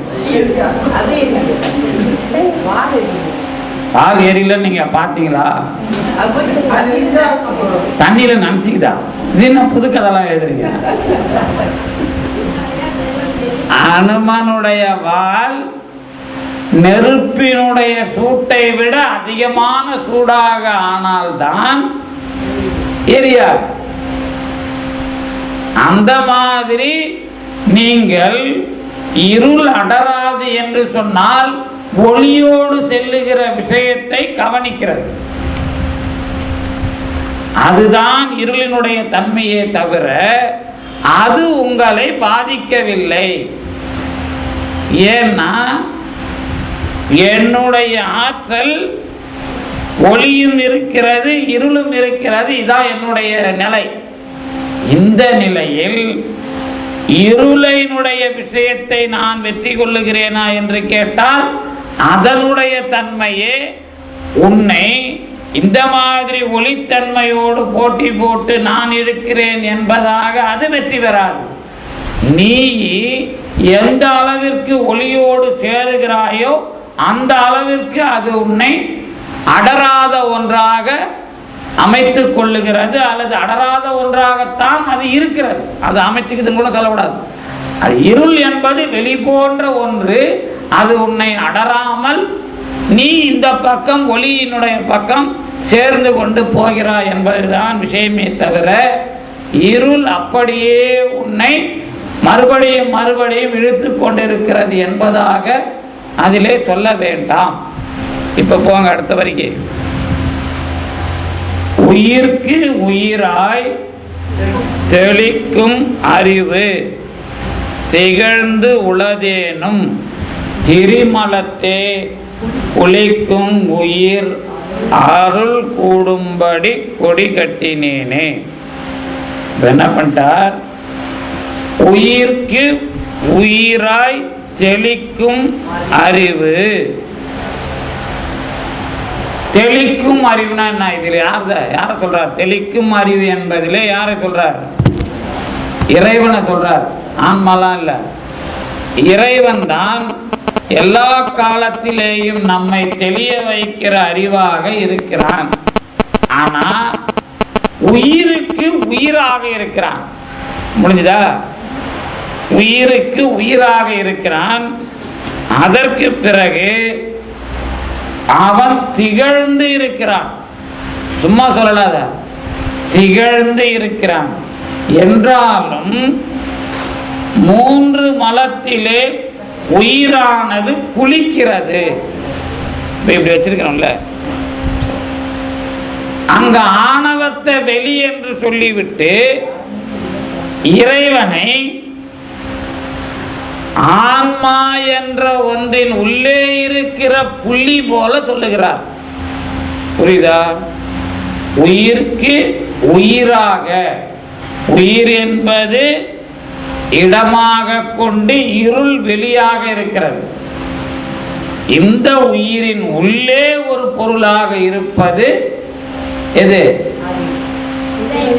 தெளிக்கும் அறிவு ஆகிய இறைவன். ஆமா, தெளிக்கும் அறிவுன்னு சொன்னா என்ன அர்த்தம்னா, எந்நேரமும் தெளிய வைத்து கொண்டிருக்கிற அறிவு. எல்லா காலத்திலேயும் நமக்கு அது வேலை செய்து கொண்டே இருக்கிறது என்பதுதான் தெளிக்கும் அறிவு. நாம் எதில் போனாலும் கொஞ்சம் அதை தெளிவுக்கு பண்ணுற விஷயம்தான் இந்த முயற்சி. இதில் ஏற்கனவே ஒளிக்கும் இருளுக்கும் இடம் ஒன்றுன்னு சொன்னார்ல, இப்போ அதை எந்த மாதிரி சொல்றார்? இப்போ ஒளிக்கும் இருளுக்கும் இடம் ஒன்று என்று சொன்னால், நாம சூரியனையும் அந்த இரவையும் பார்த்த மாதிரி நினைக்காதீங்க. இருள் என்பது அப்படியே வெளியாக இணைந்து கொண்டிருக்கிறது. சூரியன் என்பவன் நமக்கு உள்ளே தோன்றுகிற ஒன்றாக இருக்கிறான். ஆமா, உயிருக்கும் உயிர். உயிருக்கு உயிர் அப்படின்னா என்ன அப்படின்னு கேட்டீங்கன்னா, ஆன்மாவின் உள்ளே இருக்கிற இறைவன். சரி, ஆன்மாவின் உள்ளே இருக்கிற இறைவன் அப்படின்னு சொல்லிட்டா சரிங்க. இப்போ ஆன்மா என்கிற ஞான பொருளுக்கு, ஞானம்னா சித்து, ஆகாயம்னா ஞான வெளி. இப்போ ஆன்மா ஞான வெளியாவா இருக்கு? அதை சுற்றி இருள் இருக்கு. ஆனா ஞான வெளியில இருளில்தான் ஆன்மா என்பதை இப்பொழுது நிறைத்து கொண்டிருக்கிறது. இந்த ஆன்மா சிதாகாயம் அல்லது எதுவா இருந்தாலும் ஆன்மா வியாபகத்தை நிறைவாக அமைத்து கொண்டிருப்பது இருள் என்கிற வெளி. அதனாலதான் இருள் வியாபியமா இருக்குதுன்னு சொல்லல அவரு. இருள் என்பது முற்றாக இருக்கிறது, அதுக்கு பேர் தான் வெளி. அதுல உள்ள இருக்குது வெளியே இருக்குதுன்னு கிடையாது. அது நீங்க எங்க கோடு போட்டாலும் அந்த கோடு வரைக்கும் அது இருக்கு. அப்படி இருக்கிற காலத்தில் இறைவன் எப்படி இருக்கிறான் என்று கேட்டால், அந்த உயிருக்கு உள்ளே இருக்கிற இறைவன் இருக்கு. நீங்க சூரிய ஒளி வந்து போகுது, இருட்டு வந்து போகுதுங்கிற உதாரணம் பொருந்தவில்லை. அதை ஞாபகம் வச்சுக்கணும். இந்த ஒரு இருள் வட்டம், இந்த இருள் வட்டத்திலே ஆன்மாவும் இருட்டுமாக இருக்கின்றன. உள்ளே இருப்பது இறைவன் என்பது சரிதானே? இப்ப எது வேலை செய்யல? 3 பட்டை போட்டீங்கன்னா, 3 பட்டைனா ஒரு ஒரு ஒரு ரப்பர் பந்து அப்படி வச்சிங்களேன். ஒரு பந்து மேலே தார் பூசினா கருப்பாக இருக்கும், உள்ள ஒரு காற்று இருக்குல்ல. இது மாதிரி நீங்கள் அதை புரிஞ்சிக்கலாம்னு சொல்லுவேன். ஆனால் அந்த மாதிரியே அது பொருந்தலை. அந்த உதாரணம் எப்படி பொருந்துகிறது என்றால், இப்போ இந்த ரூம் இருக்குல்ல, இந்த ரூமுக்குள்ள என்னென்ன இருக்கு? இந்த ரூமுக்குள்ள என்னென்ன இருக்கு? நீங்க இருக்கிறீங்க, நான் இருக்கிறேன் அப்படிலாம் சொல்லக்கூடாது. இந்த ரூமுக்குள்ள என்னென்ன இருக்கு தத்துவபூர்வமா சொல்லணும். இந்த ரூம்ல வெளியும் இருக்கிறது, காற்றும் இருக்கிறது. இதுதான் இந்த வெளி முழுவதுமாக காற்று இருக்கிறது. சரிதானே? மற்றதெல்லாம் உள்ள தனித்தனியா இருக்கு. இந்த வெளி முழுவதுமாக காற்று இருப்பதை போல ஆன்மாவினுடைய முழுமையிலே இருள் இருக்கிறது. புரிஞ்சு போச்சா? இப்ப இந்த காற்றுக்கு உள்ளே எது இருக்கிறது? இயக்கத்தன்மை இருக்கிறது. வெளிக்கு இல்லாத இயக்கத்தன்மை காற்றுக்கு உள்ளே இருக்கிறது. அந்த மாதிரி உயிர்க்கு உயிராய் வெளி என்பது ஆணவம், இருள். காற்று என்பது உயிர். காற்றுக்கு உள்ளே இருக்கிற இயக்கம் என்பது உயிர்க்கு உயிர். அப்படி புரிந்து கொண்டால் இந்த இருட்டில் இந்த ரூம் எப்படி இருக்கும்? இருட்டிலையும் இருள் இருக்கும். இருள் தான் வெளி. அப்போ அந்த வெளியில் இருக்கிற காத்துக்குள்ள இயக்கம் இறைவன். அந்த மாதிரி புரிந்து கொண்டால் இந்த உதாரணம் பொருத்தமாக இருக்கும். ஒளிக்கும் இருளுக்கும் ஒன்றுதான் இடம். அந்த இடத்திலே இருக்கின்ற விஷயம் என்ன என்று கேட்டால், ஒன்று வந்தால் ஒன்று இல்லை. எது வந்தால் எது இல்லை? வெளிச்சம் இருந்தால் இருள் இல்லை, இருள் வந்தால் வெளிச்சம் இல்லை என்பது எடுத்துக்காட்டு. இதுக்கு என்ன விளக்கம் சொல்லணும்? இப்போ இதுக்கு ஒன்றும் நாம் சரியான விளக்கத்தை சொல்லலை இன்னும். வெளிச்சம் வந்தால் இருள் இருக்காது. ஒன்று மேலிடில் ஒன்று ஒலிக்கும். எனினும் இருள் அடராதுக்கு ஒரு மாதிரி பார்த்துருக்கிறோம். ஆனால் ஒன்று மேலிடில் ஒன்று ஒலிக்கும் என்பது உலகத்திலே வருகின்ற சூரியனானவன் வந்தால் இருட்டானது இல்லை, இருட்டானது இருந்தால் சூரியன் இல்லாத நிலை என்பது உலகத்திலே தெரிகிற உதாரணம். அதில் ஒன்றும் சிக்கல் இல்லை. ஆனால் ஆணவம் இருந்தால் கடவுள் இல்லை, கடவுள் இருந்தால் ஆணவம் இல்லை என்பதை இங்கே எப்படி இந்த வெளி அனுபவத்திலேயே சொல்லுவது?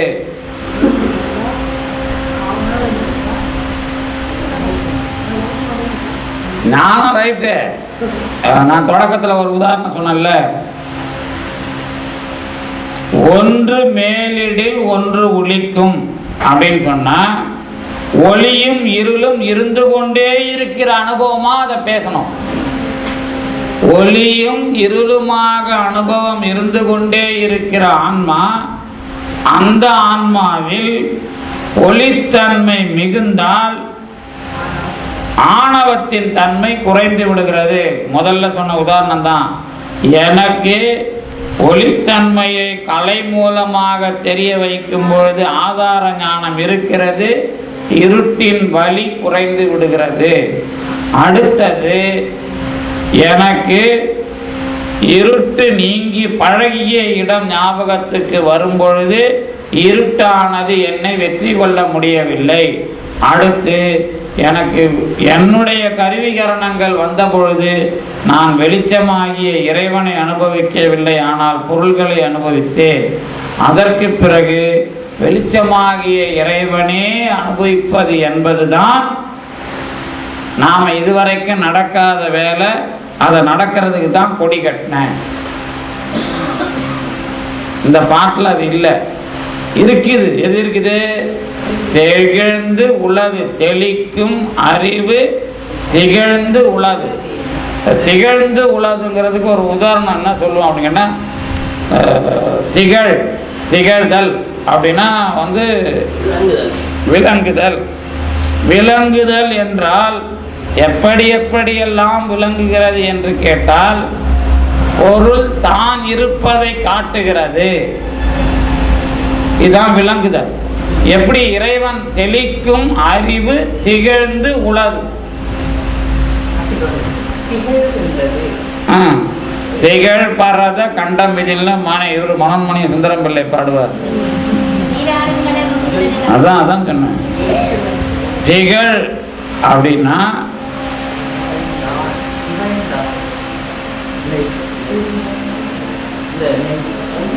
இங்க இருக்கிறவங்களை பார்க்கும்போது என்னன்னு பார்ப்போம். அதான் திகழ்தல். நான் போகும்போது இப்படி போகணும்னு நீங்க வரீங்க இல்லை, அதுக்கு பேர் தான் திகழ்தல். நடக்கிறது இல்லை. அது நம்மளை பார்க்கும்போது இந்த ட்ரெஸ்ஸோட பார்த்தா நாம் எப்படிக்கிறோன்னு ஒரு தடவை பார்த்துட்டு வரீங்க இல்லை, அதுக்கு பேர் தான் திகழ்தல். இப்போ என்னோட ட்ரெஸ்லேயே இதுதான் அதாவது என்னுடைய அலங்காரத்தில் இது எல்லாவற்றை விட தெரிய வேண்டும் என்பதாக ஒன்றை நீங்கள் நினைத்தால் அதுக்கு பேர் திகழ்தல். அது நீங்கள் செயினை நினைச்சாலும் சரி, கம்பளம் நினைச்சாலும் சரி, பொட்டை நினைச்சாலும் சரி, அல்லது ஆடை எதை நினைச்சாலும் எல்லாவற்றையும் விட இது அவர்களுக்கு தெரிய வேண்டும் என்பதாக நகையை தூக்கி மேலே போட்டுட்டு வராங்கல்ல, அந்த மாதிரி திகழ்ந்து உள்ளது இருக்குது. ஆனா அதை நாம் எப்படி பார்க்கிறோம் என்பதுதான் அதில் இருக்கிற விஷயம். திகழ்ந்து உள்ளதை உலகத்திற்கு காட்ட வேண்டும் என்பதுதான். பெருமான் எப்படி பண்றானா, உங்களுக்குள் நான் இருக்கிறேன் என்பதை நீங்கள் இதை பார்க்க வேண்டும் என்று காட்டுகிறார். அதுக்கு பேரு திகழ்ந்து உள்ளது. ஆனா திகழ வைக்க வேண்டியதுதான் கொடி கட்டுறது. திகழ்ந்து உள்ளது என்பதற்கும் அதை விளங்க வைப்பது என்பதற்கும் வேறுபாடு உண்டு. ஆமா, எல்லாரும் பார்க்கறது கட்டுறான் இல்ல. நீங்க இப்ப நீங்க என்னதான் போட்டு வந்தாலும் நாங்க பார்க்கணும்ல, அந்த மாதிரி.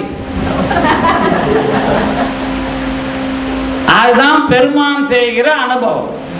நான் உனக்கு எல்லா வகையிலேயும் தருகிறேன், ஆனால் எல்லோரும் பார்க்கிற மாதிரி பற்றதுக்கு பேர் தான் கூடும்படி கொடி கட்டினேன்.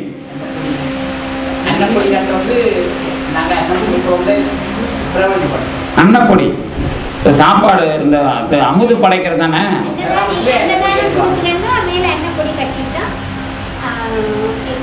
அதான் சரி விஷயம். நான் செய்கிற செயலுக்கு ஏற்ப ஒரு அடையாளம் அது. நீங்க பெருமான அனுபவிக்கலைன்னா நீங்க அன்னக்கொடியும் கட்டலாம், வண்ணக்கொடியும் கட்டலாம். அதை பத்தி எனக்கு பிரச்சனை இல்லை. பெருமானையே அனுபவித்தால் அது விடைக்கொடி. அதுக்கு மேல வர்றது நந்தி கொடி. ஆனா நந்தி கொடியை நாம கட்டுறதில்லை. ஆமா, அது அனுபவமாகவே இருந்துரும். அது அமர்ந்து இருந்தார், அதுல ஒன்றும் பிரச்சனை இல்லை. அமர்ந்து இருக்கிறது அப்படிங்கிறது ஒண்ணு. இப்ப சிலர் அது கூட கேட்டாங்க, இங்க வந்த உடனே கேட்டாங்கன்னு நினைக்கிறேன், இங்கேயா யாழ்ப்பாணத்திலே தெரியல, இந்த நந்திக்கு வந்து ஒரு காலை தூக்கண மாதிரி வைக்கிறாங்களே, இது சரியா அப்படின்னு ஒரு கேள்வி வந்தது என்கிட்ட. ஆமா, ஒரு கால் தூங்கியிருக்கேன் பாரு. திருப்போரூர் சென்னைக்கு பக்கத்தில் திருப்போரூர் போனீங்கன்னா மயில் மேலே முருகன் இருப்பான். அந்த மயில் எப்படி இருக்குன்னு கேட்டீங்கன்னா கொஞ்சம் அழுத்தி அப்படி பறக்க தயாரான மயில் மாதிரியே இருக்கும். அந்த ரொம்ப அற்புதமான சேலை அது, வேற எங்கேயும் அந்த சேலை இருக்காது. திருப்போரூரில் பிரகாரம் சுற்றி வரும்போது ஒரு அந்த பஞ்சலோக சிலை அது. அந்த திருப்போரூர் சென்னைக்கு பக்கத்தில் மகாபலிபுரம் மயில் வந்து அப்படி அப்படி அழுத்தி தூக்குறது பறக்கிறது தயாராகும்ல, அந்த மாதிரி அற்புதமா இருக்கும் அந்த சிலை. அந்த மாதிரி இப்போ நீங்க ஆன்மாவுக்கு இச்சை ஞானம் கிரியை 3 பேசுறீங்கல்ல, இந்த 3 பேசி வெளியில தெரியுறது எதுன்னு கேட்டீங்கன்னா ஆன்மா தானே தெரியுது. அப்படி இச்சை ஞானம் கிரியையை விளங்க வைத்த ஆன்மா தான் புருடனில் தெரிகிற அந்த குழம்பு.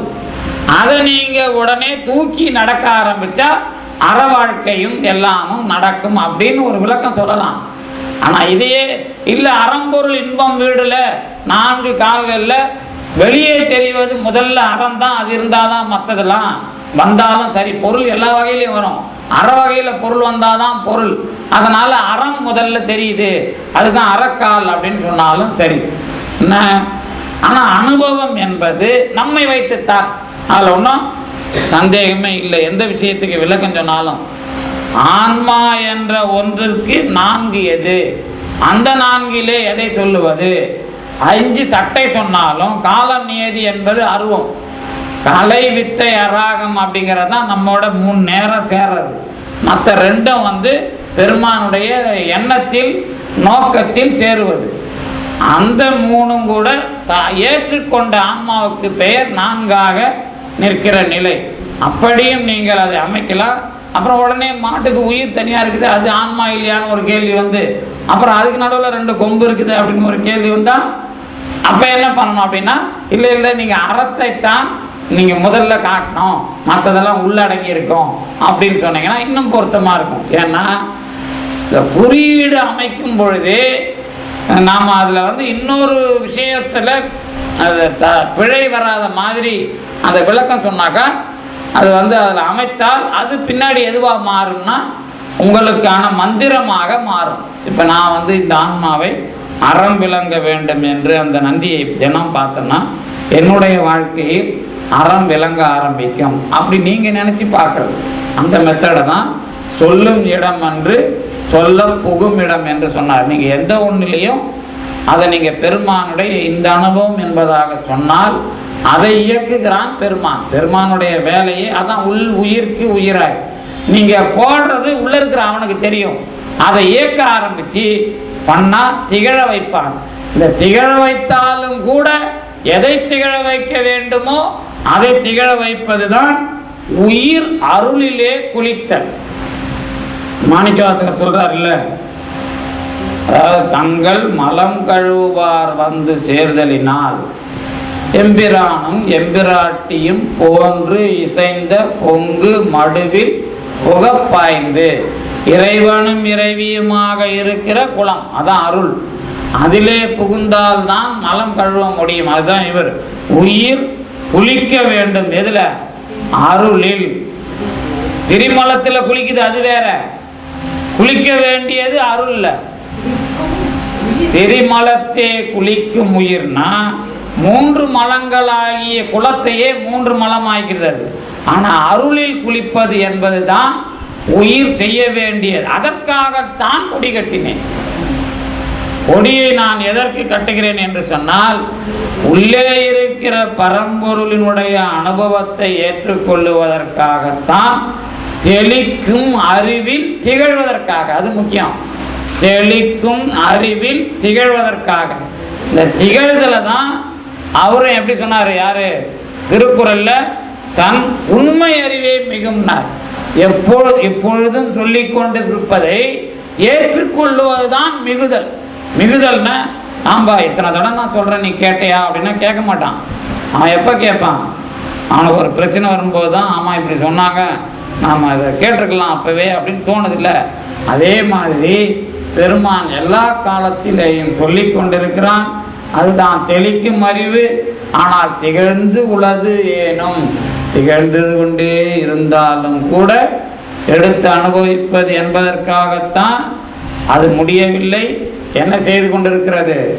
3 மலத்திலே குளித்து கொண்டிருக்கிறது. குளித்து கொண்டிருக்கிறது என்ன அர்த்தம்? 3 மலத்திலே அழுக்காகி கொண்டிருக்கிறதுன்னு அர்த்தம்.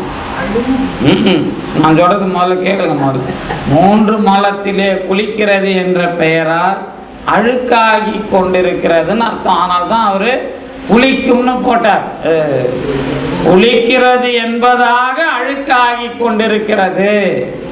அதுலதான் தெளிக்கும்னார். நீங்க குளிக்கிற குளத்தை பத்தி இப்ப நல்லா போட்டார் அவர். ஏற்கனவே தெளிவில்லாத குழப்பத்துல குளிச்சுக்கிட்டு இருக்கிற நீ தெளிவான தண்ணியில குளி அப்படிங்கிறது தான் அருள் என்கிற விஷயம். அதுதான் குளிக்குதுன்னு நினைச்சுக்கிட்டு குளிக்குது. இருள்ல தான் இருக்குது. ஆனா இருள் தாக்கவில்லை.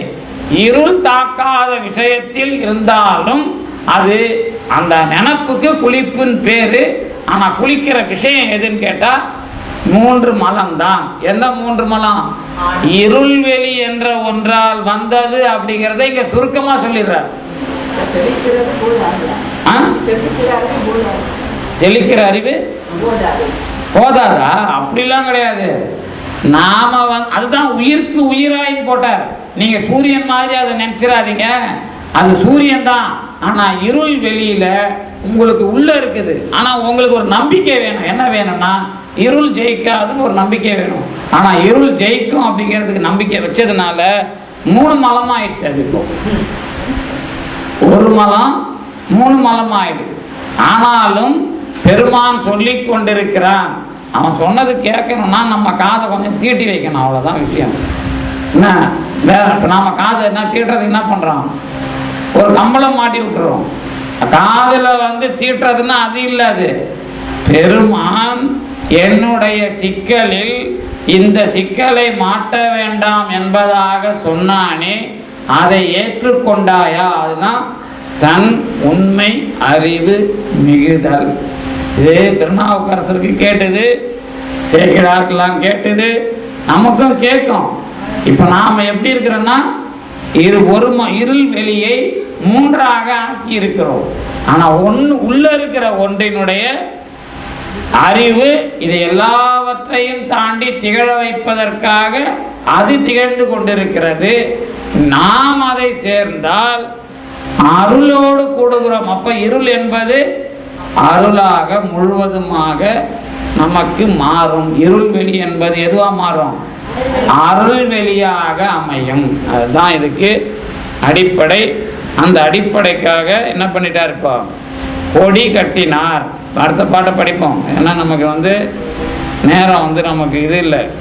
நமக்கு நாளைக்கு எல்லாம் காலையில் 1 மணி நேரம் நடக்கும் வகுப்பு காலையில் நாளைக்கு. ஆனாலும் அதில் இந்த 5 எழுத்துலாம் சொல்கிறாருல்ல, கடைசி பாட்டில் 5 எழுத்து சொல்கிறதுனால இந்த 5 எழுத்து அப்புறம் நடனம் இதெல்லாம் கொஞ்சம் எல்லாத்தையும் விரிவாக பார்க்க முடியலனாலும் அடிப்படையாக நடனத்தை எப்படி புரிந்து கொள்வது அப்படிங்கிறது நாளைக்கு நம்ம பார்ப்போம்.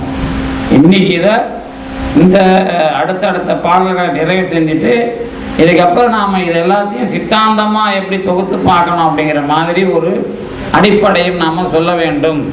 அடுத்த பாட்டை பார்ப்போமா? பொருள் ஆம் பொருள் ஏது, போது ஏது, கண் ஏது, இருள் ஆம் வெளி ஏது, இரவு ஏது, அருளாலா நீ புறவா வையமெல்லாம் நீ அறிய கட்டினேன் கோபுர வாசல் கொடி. அருளாளன்கிறது இறைவனுக்கு பேர், நம்ம பேரில் இப்போ அது என்ன? அருள் என்ற ஒன்றின் அடிப்படையில் செயல் மேற்கொள்ளுபவன், அருளை ஆளுபவன். அந்த ஆளுபவன்ங்கிறதுல செயல் மேற்கொள்ளுவன் தான் சொல்லணும். அங்கே அவன் ஆட்சி செய்பவன் சொன்னீங்கன்னா கொஞ்சம் அதில் என்ன விஷயம் வரும்? ஆமாம், ஆதிக்கம் வரும். அந்த மாதிரி இல்லை. இப்போ அருளாளனை நீ புறவா வையமெல்லாம் நீ அறிய கட்டினேன் கோபுர வாசல் கொடி. புறத்தல்னா பாதுகாத்தல். நீ புறவா வையமெல்லாம் நீ அறிய கட்டினேன் கொடி அப்படின்னா என்ன? நீ புறவா, நீ பாதுகாக்காத. இதுக்கு இன்னும் நிறைய பொருள் இருக்கு. இப்போ நாம நேரா சில விஷயத்தை படிச்சுட்டு அதுக்கப்புறம் என்ன மாதிரி பொருள் வருதுங்கிறத பார்ப்போம். நீ புறவாத உலகத்தை எல்லாம் நீ அறியுமாறு கொடி கட்டினேன். இது ஒண்ணு. இது 2வது பகுதி. முதல் பகுதி பொருள் ஆம் பொருள் ஏது. பொருள் ஏதுன்னு கேட்கல அவரு. பொருளாக ஆகக்கூடிய பொருள் ஏது. 2வது போது ஏது. போதுனா என்ன? அறிவு, ஞானம், அதெல்லாம் சொல்லுவோம். அதில் ஒன்றும் பிரச்சனை இல்லை. இப்போதைக்கு அறிவு, ஞானம், போதம் நீங்கள் எதை வேணாலும் போட்டுக்கலாம். ஆனால் ஞானம் வேற, போதம் வேற, அறிவு வேற. ஆமாம், இந்த போதம்ங்கிறதுக்கு விளக்கம் இந்த சிவஞான போத முறையில் போனால் தான் எழுத முடியும். வடமொழி முறையில் போனாலாம் அதுக்கு விளக்கம் எழுத முடியாது. அது சிவஞான போதம் படிக்கும்போது தெரியும். இப்போ அந்த போதம்ங்கிற சொல்ல கொண்டு வர்றார். ஆனால் இப்போ நாம் அதுக்கு அவ்வளோ விரிவாக பார்க்க முடியாது. இருந்தாலும் பார்ப்போம் கொஞ்சம். போது ஏது. போதுனா இன்னொரு விஷயம் என்னன்னா, போதம்ங்கிறது ஒரு முடிவு பெற்றது. போது அப்படின்னா தொடங்குறது. போதாந்தம். ஆமா, போதாகினா அரும்பாகி. அதை விட இன்னும் நுட்பமா சொல்லுவாங்கன்னா அறிஞர்கள், அவிழ இருக்கும் காலம். அதாவது மலர் அரும்பாக இருந்து அவிழ நிற்பது அப்படின்னு அதை சொல்லுவாங்க. போது. ஆனால் இங்கே ஒரு விஷயம் என்ன வைக்கிறாருன்னா, பக்கத்தில் கண் வைக்கிறார். கண் ஏது.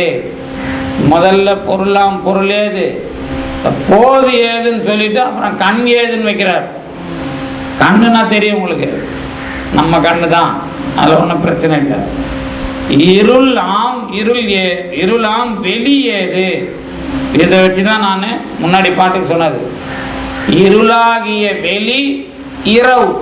இந்த ரெண்டும் பார்க்க வேண்டியது கண். அதனால ஒரு முறையில் கண்ணை சொல்லி அதுக்கப்புறம் அது இருள் வெளி, அதுக்கப்புறம் இரவு, அந்த மாதிரி விஷயமாக வேறுபடுத்த வேண்டும். இதுதான் இப்போ சைவ சித்தாந்த முறையும் இதான். பொருளாம் பொருள் 1, 2 போது, 3 கருவி அல்லது கண், 4 இருள், இருளினுடைய தன்மையும் வேறுபாடும். சரிதானே? இது வந்தாதான் நீ புறவா வையமெல்லாம் நீ அறிய கட்டினேன் கோபுர வாசல் கொடி. முதல்ல கூடும்படி கொடி கட்டினேன், இப்ப கோபுர வாசல் கொடி கட்டுகிறேன். கூடும்படி கட்டுகிற கொடி ஒன்று இருக்குல்ல, அதுக்கும் கோபுர வாசல் கொடிக்கும் என்ன வித்தியாசம் அப்படின்னு கேட்டா, ரெண்டும் ஒரு கொடியாவே வச்சுக்குவோம். இந்த நூலோட அந்த கொடியை கட்டுறது கூடுதல் முதல்ல. அதுக்கு பிறகு கோபுர வாசல்னா அந்த கோபுர வாசலில் ஏற்றப்படுதல். அதுக்கு பிறகுதான் அது என்னத்தை கொடுக்குங்கிறது. அடுத்த பாட்டில் பார்த்தீங்கன்னா அருள் நல்க கொடி சொல்வார். அருள் நல்க கொடி. அதுக்கு பிறகுதான் ஒரு அனுபவத்தை சொல்லும் பொழுது கூசாமல் காட்ட கொடி. இந்த அருள் அனுபவத்தை வழங்குவதற்கு பிறகு அது எதை காட்டிக்கொண்டு இருக்கிறது அப்படிங்கிறது அதுக்கு பிறகு. இப்போ கூடுவதற்காக கட்டுவது என்பது அருளோடு ஆன்மா இணைந்த ஒரு தன்மை. இப்போ அது எந்த மாதிரி உயர்ந்தது அப்படிங்கிறது. முன்னாடி இருட்டிலே இருந்த ஆன்மா அருளிலே சேர்தல் கூடும்படி, இப்போ உயர்த்தி ஏற்றப்படுகிற ஆன்மா. இந்த உயர்த்தி ஏற்றப்படுகிற ஆன்மா எதையெல்லாம் தாண்டி ஏற்றப்படுகிறது, எப்படி ஏற்றப்படுகிறது அப்படிங்கிறது தான் இந்த பாடலுடைய விஷயம். இப்ப பாருங்க, பொருளாக ஆகின்ற பொருள். ஏறக்குறைய உண்மை நெறி விளக்கம் படித்ததுனால உங்களுக்கு நம்ம நிறைய விஷயங்களை போட்டு குழப்பாம நேராக கொண்டு போறதுக்கான வாய்ப்பு இருக்கிறது. ஏன் அப்படின்னா, பொருள் என்று சொன்னால் எது, பொருள்னா எது? முதல்ல உண்மைக்கெல்லாம் நேராக போயிடக்கூடாது. அடிப்படையில் ஏற்கனவே சொன்னதை கொஞ்சம் சீக்கிரம் நேராக சொல்றதுக்கு. பொருள் என்று சொன்னால் கண்ணுக்கு புலப்படுகின்ற ஒரு பொருள். சரிதானே? இந்த பொருள் பொருளாக ஆவதற்கு உரிய பொருள் எது? சரி, பொருளாக ஆவதற்கு உரிய பறை. அந்த பறை என்பது பொருள் என்று இருப்பதற்கான பொருள். ஆனா அந்த பறையானது பொருளை அமைத்திருக்கிறது. அப்படி அமைத்த பொருள் எது அப்படின்னு கேட்டா சிவம். சரிதானே? அப்போ பொருளாக ஆக்கக்கூடிய ஒரு பொருள். முடிஞ்சுதா? அதுல என்ன குறை வருது? பொருளாக ஆக்கக்கூடிய பொருள் இறைவன், பொருள் இருக்கிறது, இறைவன் இருக்கிறான். ஆனா நடுவில் என்ன இல்ல? ஏன் பொருளாக ஆக்கினான்? அது எந்த தன்மையை விளங்க வைத்தது? எந்த தன்மையை விளங்க வைத்தது என்று கேட்டால் அறிவை விளங்க வைத்தது. அதானே? போது அப்படின்னா ஏன் அந்த விஷயம் சொன்னார்னா, பொருளை பார்த்து முதல் கட்டமாக அது நிறம் போன்றவைகளை எல்லாம் தெரிந்து கொண்ட ஆன்மா முதல் தொடங்குகிற ஒரு போது. அது அனுபவித்து அனுபவித்து வினையை ஈட்டி அதே பொருளில் பறை என்பதை பார்க்கிறாள். அதே பொருள் சடம் என்று தெரிந்து பறை என்பதை பார்க்கிற அளவிற்கு வளர்ந்தால் இவைகள் எல்லாம் பக்குவமாக ஒவ்வொரு அறிவாக அவிழ்ந்த அறிவு. அவிழ்ந்த அறிவுனா என்ன? இப்போ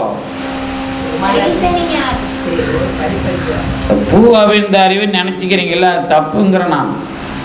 ஒவ்வொரு முடிச்சாக அவுத்த அறிவு. ஏன்னா அதை எப்படி சொல்லுவோன்னு கேட்டீங்கன்னா, இது திருமூலர் என்ன சொல்றாருன்னா, தமிழ் மண்டலம் தாவிய ஞானம். அந்த ஆதாரம் வருது இல்லை, அதில் வந்து ஒரு முடிச்சு வரும்.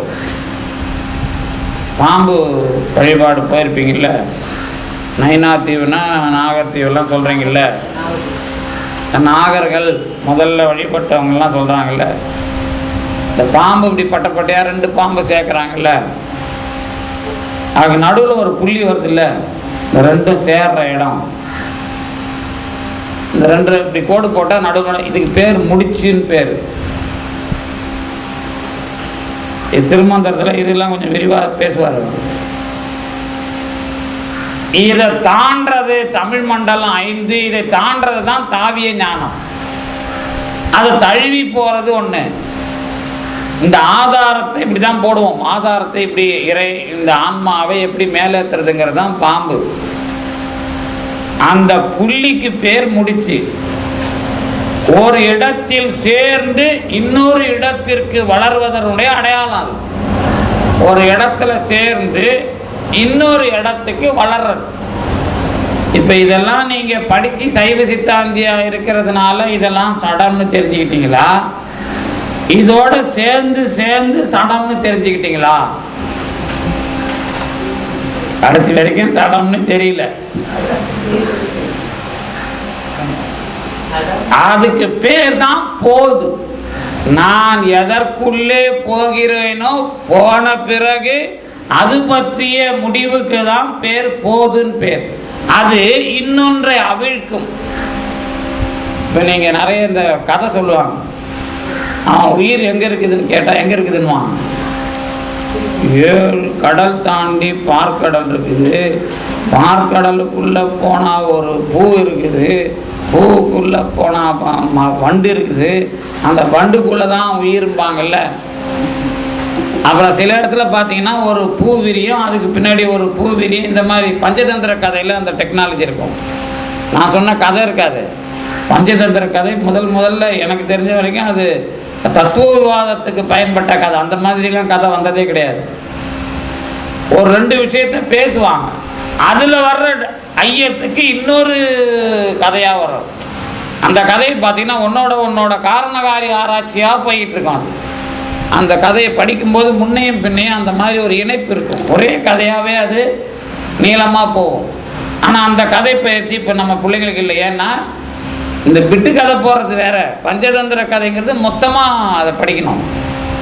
அது ஒரு நல்ல இந்த காரணகாரி ஆராய்ச்சிக்கு அது உதவும். அந்த விஷயம் மாதிரி இந்த உலகத்தை நான் பொருளாகிற பொருள் ஏது என்று படிப்படியாக தெரிந்து கொள்ளுவதுதான் போது என்கிற ஆன்மா. பொருளும் இருக்கிறது, இறைவனும் இருக்கிறான். நான் இப்ப சொல்ற சைவ சித்தாந்தம் பேசும்போது பொருள் இருக்கிறது, இதுதான் முதல் விஷயம். இந்த மாம்பழம் இருக்கிறது, வாழைப்பழம் இருக்கிறது, இதான் முதல் விஷயம். இது எதனால் இருக்கிறது என்று கேட்டால் மாமரத்தால் இருக்கிறது, வாழை மரத்தால் இருக்கிறது. அப்புறம் நான் சாப்பிட்ட பிறகு இந்த பழம் எதற்கு பழுக்கிறது, நான் எதற்கு அதை சாப்பிட்டேன்னு ஒரு விஷயம் வருது. இந்த மாதிரி போய் அதிகமாக பழம் சாப்பிட்டு நாளைக்கு வந்து வெறும் காஃபியாக சாப்பிட்டு தொண்டை கட்டணுமா அப்படின்னு இந்த அம்மா சொல்கிறதா, இல்லைங்க அது சாப்பிட்டதுனால போச்சுன்னு சொல்கிறதாங்கிற மாதிரி வர்ற ஞானத்துக்கு பேர் தான் போது. இந்த போது பொருளாம் பொருள் ஏது என்பதிலே இறுதி ஞானத்தை எட்டுமானால் இந்த ஞானத்துக்கு உரியவன் ஆன்மா, பொருளையும் அதற்கான அமைப்பையும் தந்தவன் பொருளும் இறைவனுமாகிய வேறு. புரிஞ்சுதா? அந்த பொருளும் இறைவனுமாகிய விஷயத்தை தொடர்ந்து இதற்கு பிறகு இது என்பதாக கண்டுபிடித்த ஆன்மா, அப்படி கண்டுபிடித்தால் போது என்கிற ஞானத்தின் மூலமாக அது பெற்ற அறிவுத்தன்மைதான் கண். அந்த கண் தான் இருளை வெளியாக காட்டுமா, இரவாக காட்டுமா, இறைவாக பார்க்குமா? இருளை வெளியாக பார்ப்பது, இரவாக பார்ப்பது. இரவாக பார்ப்பது என்பதை கடந்து எல்லா காலத்திலேயும் இருக்கிற இருளை பார்க்கிறது என்று சொன்னால், இந்த வரலாற்றுக்கெல்லாம் உரியவன் அருளாளன். அப்ப இருக்கிறான் இல்லை என்பதாகிய விஷயத்திலே அவன் இல்லாத விஷயமாக நான் இதுவரை பார்த்தேன், இப்பொழுது இருக்கிற விஷயமாக பார்த்து கொடி கட்டுகிறேன். அப்படி சொன்னா, நீ புறவா வையம் எல்லாம் நீ அறிய கட்டினேன் கொடி. அந்த மாதிரி அது அமைகிறது. அதனுடைய விரிவை நாம் மதிய தொடக்கத்தில் அதை பார்த்து அதை முடித்து விட்டு என்ன அதுக்கப்புறம் நாம் நிறைவு செய்யலாம். இதில் அடிப்படை தான் இந்த விஷயம்தான். பொருளாக இருக்கின்ற பொருள்களை பொருளாக முதலில் தெரிந்து கொள்வது, இந்த பொருள்கள் பொருளாக எந்த பொருளால் இருக்கின்றன என்பதை தெரிந்து கொள்வது, இதுதான் ஒவ்வொரு அனுபவத்தினுடைய முடிவு. இதுக்கு பெயர் போது. இந்த போது என்பது தெரிந்து கொள்ளுவது, இந்த முடிவை வைத்துக் கொண்டிருப்பது தான் அறிவு கண். அறிவு கண். இந்த அறிவு கண்ணினுடைய விஷயம்தான் இறைவனை காட்டி கொடுத்ததனாலே இருள் வேறு இரவு வேறு என்பதிலே நிற்கும். இப்பொழுது அது அருளை தெரிந்து கொண்டு நிற்கும். அதுதான் இதுவரைக்கும் இறைவன் இல்லை என்பதாக பார்க்கப்பட்ட இருள் வெளியிலேயும் இறைவன் இருக்கிறான் என்பதை காட்டி ஏற்றுகிற கொடி. இப்பொழுது அந்த கொடி எல்லாவற்றையும் கடந்து கோபுர வாசலில் பறக்கிறது. இதுதான் அதோட அடிப்படை. சரிதானே?